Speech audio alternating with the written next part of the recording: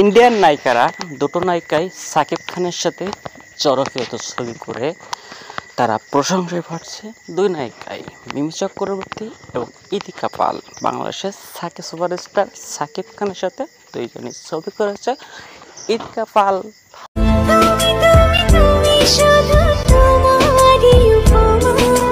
প্রিয়তমা ছবি এবং মিমি চক্রবর্তী তুফান ছবি, দুটো ছবি ওরা ধরা মার্কেট পাইছে। তোমাকে জানিয়ে দিলাম প্রিয়তমা।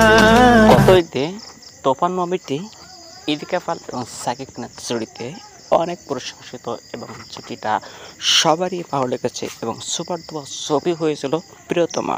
তার মধ্যে আইলো অ্যাওয়ার্ড তুফান সিনেমা।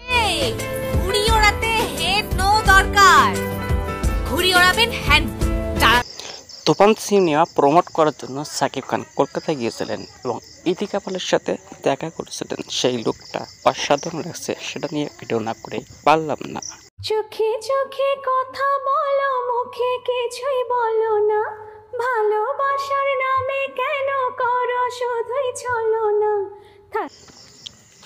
তো দর্শক, সাকিব খানের তুফান প্রিয়তমা তোমাকে জানিয়ে দিলাম চক্রবর্তী সিনেমাটি আপনাদের কেমন লেগেছে তা কমেন্ট বক্সে অবশ্যই